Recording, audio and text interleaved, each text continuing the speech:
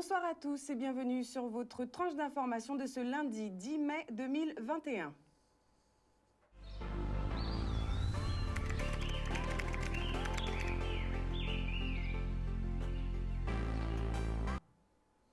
Découvrons les titres de votre journal d'information édition de ce soir. Les lycéens de différents établissements scolaires publics étaient mobilisés ce matin, réunis devant le lycée général et professionnel de Bainbridge aux Abîmes. Objet de la mobilisation, les conditions discriminatoires et inadaptées au passage de l'examen du baccalauréat. Suite à tous les bouleversements causés, entre autres par la crise sanitaire, mais surtout aussi par tous les mouvements sociaux. Reportage signé Charlie Dagonia. Alors aujourd'hui, on se mobilise pour le bac 2021.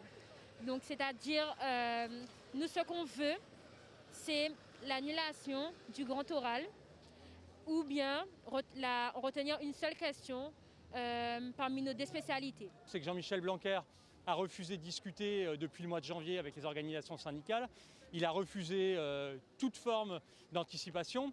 Et au dernier moment, aujourd'hui, il prend une décision qui est complètement absurde, qui est de maintenir le grand oral, qui est son véritable totem, et qu'il met en avant comme étant la condition de la réussite de son baccalauréat, sauf que ce grand oral, il n'y a pas le temps pour le préparer, il n'y a pas de place dans les programmes, et en plus de ça, ça crée des discriminations et un tri social gigantesque entre les enfants des classes favorisées qui, eux, vont pouvoir le préparer tranquillement, et les enfants des classes populaires qui, eux, vont se retrouver sans rien au vu du flou qu'il y a autour de cette épreuve. Nous ne sommes pas prêts, en fait, à passer les épreuves, car ça fait plus de 2 ans, enfin 2 ans maintenant, qu'il y a la crise sanitaire qui nous met en difficulté, car les professeurs bâclent les cours. Nous ne sommes vraiment pas prêts. Les cours ne sont pas structurés et organisés.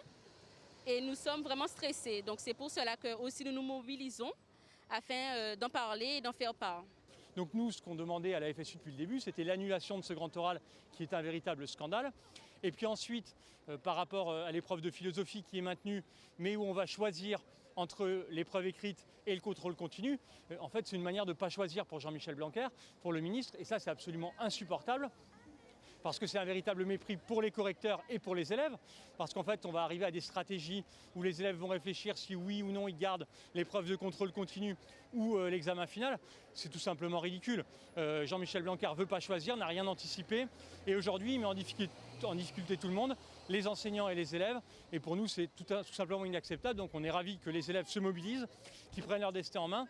C'est vrai que c'est une génération sacrifiée et que les conditions sanitaires sont insupportables pour passer les examens, donc il fallait prendre des dispositions en amont, rien n'a été fait, et aujourd'hui qu'on arrive au moment des examens, eh bien tout le monde se retrouve en difficulté et c'est véritablement scandaleux. Alors l'issue, ce serait d'avoir encore un rendez-vous avec la rectrice afin qu'elle fasse remonter nos demandes au niveau du ministre, en fait, au niveau ministériel, c'est ce qu'on veut. L'intersyndicale des finances publiques était mobilisée ce matin devant la sous-préfecture de Pointe-à-Pitre. Ce mouvement de contestation est national, quoique nous ayons évidemment des particularités en Guadeloupe. La principale cause du mouvement de grève serait des conditions de travail de plus en plus précaires pour ces fonctionnaires du Trésor public. Reportage signé Olivier Félix. Aujourd'hui, il y a un appel à la grève au niveau national qui est relayé au niveau local. Nous avons de nombreuses raisons d'être en grève, nous avons de nombreuses raisons de manifester depuis longtemps, donc aujourd'hui on tape un grand coup de poing sur la table. Les raisons principales, on va vous les décliner en 3 temps, mais c'est d'abord des conditions de travail qui se détériorent d'une façon générale à cause des restructurations que nous subissons en permanence. C'est le mécontentement des usagers qui monte à cause de la façon dont nous les recevons. Ce sont les règles de gestion qu'on nous donne qui se détériorent également, et nous avons de moins en moins la possibilité d'avoir des échanges et de discuter sur nos affectations, et avec les concentrations de services, de plus en plus de difficultés à travailler à proximité de nos domiciles. Nous subissons des fermetures de postes, et donc nous dénonçons la fermeture des trésoreries rurales, notamment l'année dernière c'était Moule et Port-Louis, et cette année c'est Capesterre et Pointe-Noire qui devraient fermer en 2021. Et donc la population ne comprend pas, puisqu'elle paye plus d'impôts, toujours plus de taxes foncières, et en face elle a moins de services publics. Et donc elle a un service public qui est en galère. Tout ça parce que en fait, la direction indique qu'on est au complet, alors que les gens se rendent bien compte qu'au niveau du service public, il n'y a personne ou très peu de personnes qui peuvent répondre à leur mail ou également au téléphone. Donc c'est ce qui pose d'énormes problèmes parce qu'en fait la direction, pour éviter de recruter, préfère prendre des VSC qui sont payés 3 fois moins que nous et qui font travailler autant que nous. Et donc nous disons que nous refusons cette exploitation de notre jeunesse et que nous demandons soit d'être pourvus en poste titulaire ou alors à minima de donner aux contrats précaires au moins le statut de contractuel qui offre plus de droits et de garanties. On demande qu'il y ait une augmentation de notre rémunération. Cela fait à peu près 10 ans, un peu plus de 10 ans que le point d'indice est bloqué, que l'ensemble des fonctionnaires de la fonction publique et bien entendu de la Direction générale des finances publiques ne sont pas augmentés. Donc on est là aussi pour ça, pour l'augmentation des salaires. On est aussi là parce que les mutations aujourd'hui pour pouvoir revenir dans son département d'origine, la Guadeloupe, la Martinique, la Guyane, etc., notamment pour les originaires des DOM plus particulièrement, c'est devenu très très compliqué. Rien que pour vous donner un chiffre, aujourd'hui, il n'y a pas un seul inspecteur qui rentre en Guadeloupe. Après la mutation, on n'a jamais vu ça. Donc nous, on dit stop, on dit qu'on veut des emplois nécessaires pour pouvoir exercer nos missions. C'est à peu près une centaine d'emplois qui manquent en Guadeloupe et sur l'ensemble de l'hexagone de la France, y compris les DOM, c'est plus de 30 000 emplois qui ont été supprimés en l'espace de 10 ans. Donc on en a un ras-le-bol et donc là, on a appelé à la grève. Les 10 organisations syndicales au niveau national appellent à la grève, dont la CGT. La marina de Pointe-à-Pitre et du Gosier souffre du dysfonctionnement des réseaux d'assainissement des eaux usées. Entre des débordements de bouches d'égout ou encore le déversement d'eau usée dans le bassin de la marina, les répercussions sanitaires et économiques sont affligeantes, se plaignent les commerçants de la zone. Reportage signé Maxime Morel. Le problème, il est assez catastrophique et il est récurrent. Donc, c'est sur l'obsolescence des canalisations.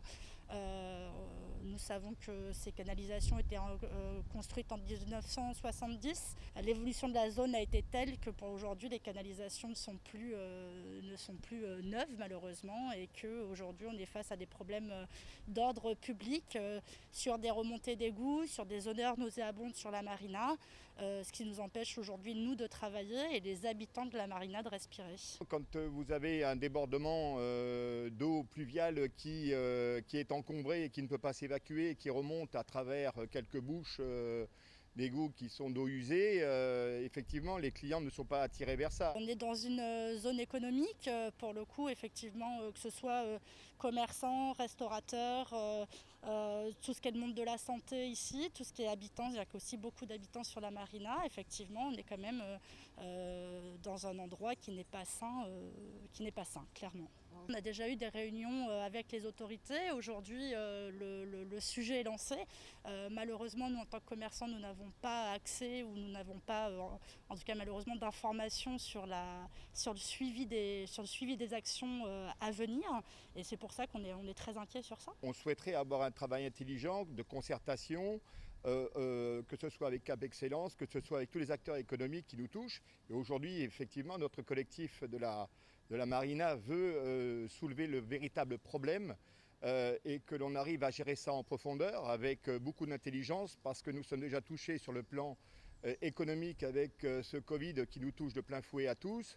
Et s'il y a des dispositions à prendre pour l'avenir, il faut qu'on se mette autour d'une table et réfléchir à ce que nous, les acteurs économiques, ne soyons pas touchés aussi, encore une fois, à travers ce que nous voulons souligner aujourd'hui. Nous en parlons régulièrement dans nos éditions. Petit à petit, chaque candidat aux prochaines élections régionales annonce publiquement sa candidature. Ce soir, c'est au tour de Maxette Pierre Bacas, tête de liste d'Osons le changement pour une Guadeloupe authentique, de nous présenter ses intentions. Reportage signé Olivier Moradel. C'était inévitable aujourd'hui, telle qu'elle est économiquement la Guadeloupe, avec nos artisans, nos commerçants, nos gens qui sont dans les transports, l'agriculture, la pêche. C'était important pour moi d'y aller parce que, comme vous le savez, je suis députée européenne. Quelquefois, nous votons des fonds et quelquefois, je trouve, je ne sais pas comment sont bien distribués ces fonds. Et c'était important pour moi d'y aller à ce combat, à ce changement. Les axes forts déjà, c'est la problématique de l'eau parce que pour moi, c'est inadmissible en 2021 Nous sommes quand même, nous faisons partie des institutions européennes et qu'on n'a pas d'eau dans nos robinets. Avec Maxette Pio-Bagas, j'ai choisi candidat régional pour faire parler de la souffrance des Guadeloupéens. Parce que la Guadeloupe est en souffrance. Rien ne marche, rien n'avance. On fait chaque jour 5, 6 pas en arrière. Aujourd'hui, qu'est-ce qu'on a besoin? On a besoin d'une personne qui, elle aussi, a travaillé toute sa vie dans la souffrance aux côtés des gens qui ont souffert. Elle est arrivée à un niveau aujourd'hui, au niveau de l'Europe. Elle est une députée européenne, donc ça veut dire qu'elle est déjà montée à la plus haute marche de la politique. Marine Le Pen me soutient par rapport à mon travail, par rapport à ma politique locale, parce que comme vous le savez, l'Hexagone a ses problématiques. La Guadeloupe, comme je dis, nous avons nos problématiques, nous avons nos diversités. Prioriser la production locale, c'est important pour moi parce que, bon, comme vous le savez, mes souches, c'est l'agriculture. Mettre en avant l'agro-transformation, travailler aussi sur la biodiversité, mettre en avant aussi tout ce qui concerne la pêche au niveau de l'aquaculture. Elle a un passé culturel, elle connaît vraiment le territoire de la Guadeloupe, pas seulement le Nord-Grande-Terre. Et elle a su toucher un jeune. Dans un premier temps, c'est ce que je n'ai pas perçu chez les autres candidats, entre guillemets, c'est cette vraie valeur de vouloir faire de la Guadeloupe une vraie entité. Avec une candidate comme Maxette Pio-Bagas, l'agriculture va reprendre cet élan, la culture va reprendre aussi, et on va vraiment avoir une Guadeloupe unie. En bref, le maire de la ville du Moule, Madame Gabrielle Louis Carabin, souhaite transmettre en son nom et en celui du conseil municipal de la ville du Moule ses sincères condoléances suite à l'annonce du décès du docteur et ancien maire de la ville, Monsieur Henri Beaujean. Elle tient à préciser que malgré leurs divergences d'opinion politique, elle reconnaît la qualité du travail du médecin émérite, du promoteur et de l'entrepreneur. Enfin, de 1977 à 1989, année de son mandat à la mairie du Moule, le docteur Henri Beaujean a su inspirer l'ensemble de la classe politique moulienne avec des ambitions visionnaires. Ce matin, le préfet de la région Guadeloupe, Alexandre Rochat, a effectué une visite du jardin partagé Gaillard-Doubout à Saint-Claude, qui n'est autre que le lauréat de l'appel à projet intitulé Jardin partagé ou collectif, où 40 projets étaient en compétition. Reportage signé Vianney Valverde. Ça fait 2 ans qu'on a ce projet de jardin collectif et pédagogique. L'idée, c'est effectivement de montrer à la population que ce jardin est possible, même avec un taux de chlordécone. C'est-à-dire que le maire a mis à disposition cet espace. On s'est rendu compte que cet espace avait du chlordécone et on a voulu quand même travailler sur cet espace. Comment travailler sur cet espace? C'était de fournir l'occasion de faire des expérimentations. Voir un petit peu comment on peut travailler, garder nos produits locaux. Il s'agit d'une opération, d'une expérimentation que mène l'association Gaillard-Doubout depuis quelques années. Et là, elle a déposé, elle a répondu à un appel à projet. Et l'État a répondu favorablement. Et là, aujourd'hui, le préfet est en visite pour voir un peu sur le terrain ce que c'est un jardin créole sur des terres chlordéconées. On a souhaité aider cette association qui travaille sur un jardin et sur le jardin créole dans lequel on est ici. Ils ont demandé une subvention et on va leur octroyer au titre du plan de relance parce qu'on est là aussi pour aider. On aide les industries, on aide les entreprises, on aide les collectivités pour le plan de relance, mais on aide aussi les associations qui ont un projet qui est vraiment ancré sur leur territoire. Ici, c'est de retravailler sur un jardin, un projet de jardin. 26 000 € vont leur être octroyés pour cette année. Peut-être qu'on pourra faire plus après s'ils en ont besoin. L'idée, c'est de les aider, de les conforter dans leur projet. Vous voyez, autour de moi, c'est un projet de retrouver en fait le sens de ce terrain et de l'agriculture ici, alors que c'est un terrain qui est touché aussi par la chlordécone, mais avec un taux qui permet quelques cultures. Garder aussi toute la diversité des produits du jardin créole pour que tout un chacun puisse se retrouver dans son jardin. Nous allons accueillir des enfants, des personnes âgées et ainsi des jeunes comme nous-mêmes. Un aspect important de cette association, c'est la transmission. C'est retrouver le sens d'un certain nombre de plantes, l'utilité d'un certain nombre de plantes que connaissent les plus anciennes et les plus anciens, et de le transmettre. Il y a des enfants qui sont là. Voilà, l'idée, c'est vraiment de travailler sur la transmission. Il y a d'ailleurs un projet avec les écoles de Saint-Claude qui vont se fonder aussi sur ce jardin créole. Donc vous voyez, il y a beaucoup d'intérêt à venir ici. On a commencé d'abord par tout ce qui est maïs, pois, tomates. C'est-à-dire que c'est une manière d'enrichir le sol, de rendre un petit peu le sol plus fertile. Vous allez retrouver ça dans les jardins. On a aussi attaqué l'aspect plantes médicinales. Vous allez retrouver plusieurs plantes médicinales comme la menthe, le consoude. Il y en a d'autres, hein, je n'ai pas tous en nom. Quelques arbres fruitiers qu'on a vu positionner, puisqu'en attendant, on avait quand même des plants. Parlons sport maintenant avec la compétition Flash organisée par la Ligue d'athlétisme de Guadeloupe au Crêpes Antilles-Guyane des Abîmes ce samedi 8 mai à partir de 14h45. Écoutons nos athlètes et le président de la commission de la Ligue guadeloupéenne d'athlétisme au micro de Vianney Valverde. On nous a permis exceptionnellement d'organiser cette compétition, d'accord, qui est une compétition flash, donc un petit peu animation Covid. Donc, qui fait qu'aujourd'hui, nous retrouvons des athlètes classés, d'accord, des athlètes qui sont sous liste, d'accord, de haut niveau, et quelques athlètes à potentiel. Donc, voilà un peu, donc, très peu d'athlètes avec une compétition très courte, d'ailleurs, mais d'où les performances seront effectivement prises en compte pour la qualification au championnat de France et autres compétitions pour les athlètes présents. On retrouve le 110 mètres air, le 100 mètres air, le poids, le javelot, la hauteur, et un peu de demi-fond et du 100 mètres aussi, 200-400, voilà un peu, donc presque les principales épreuves sur lesquelles les athlètes peuvent prétendre au championnat de France. Moi, c'est important les compétitions, surtout pendant cette période Covid, car malgré les conditions en ce moment, on a quand même des championnats et du coup c'est bien pour nous de faire des compétitions en confrontation pour nous permettre de bien se préparer pour lorsqu'on arrive sur les championnats tels que les championnats de France, championnats d'Europe et autres, qu'on puisse être en forme et montrer qu'on arrive à se préparer en Guadeloupe. Ils ont besoin de minima et de performer pour les championnats, en vue des championnats de France. Donc, c'est une chance pour eux, effectivement, d'accord, de réaliser une performance qui leur permet de faire leur minima. Et après le championnat de France, bon, il y a ceux peut-être qui vont obtenir le passeport pour les championnats d'Europe et d'autres compétitions. Du coup, l'objectif de participer aujourd'hui à une course, c'était de faire une rentrée pour prendre les marques un petit peu avant de partir en métropole pour la saison sportive. Donc l'objectif, c'était de faire une petite course de réglage, on va dire, et puis c'était plutôt correct comme chrono. Donc ensuite, ça sera à moi de trouver les meilleurs réglages pour faire de meilleurs chronos pour les autres compétitions.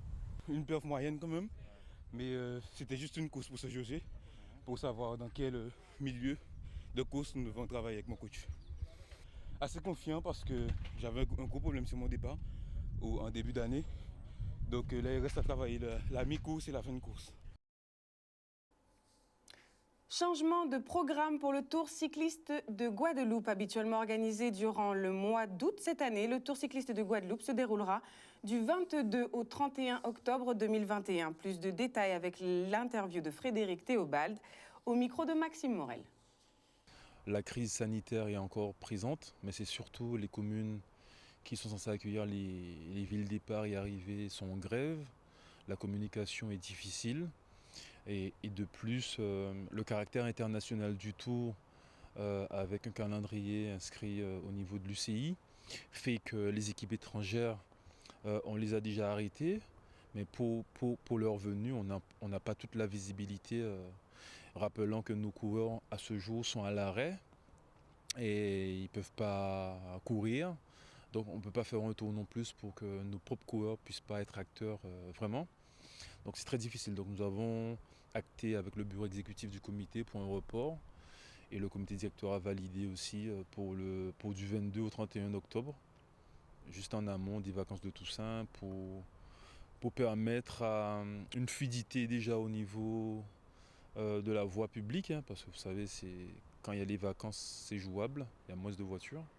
Et puis on espère jouer sur les forces de l'ordre aussi pour nous aider à faire respecter les cyclistes et la caravane. Nous avons pris des mesures vraiment extrêmes jusqu'à octobre, mais on espère Nous sommes convaincus que ça va être levé. En ce moment, il y a le Tour d'Italie, il y a du monde.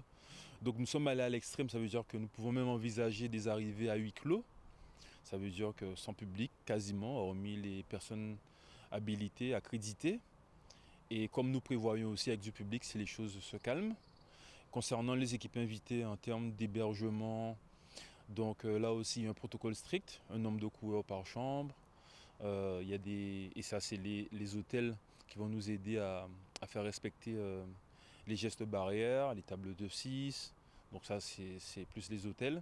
Mais concernant la course en elle-même, nous avons pris des règles strictes pour éviter, ça veut dire admettons, tous les ravitaillements qu'on voit en général, où les gens qui viennent ravitailler les coureurs, ça c'est interdit. Il y a des zones de ravitaillement bien spécifiques et les assistants seront accrédités pour faire les ravitaillements pour éviter les propagations du virus, hein, pour qu'il n'y ait pas trop de public avec des bouteilles pour arroser les coureurs, ça sera peu possible.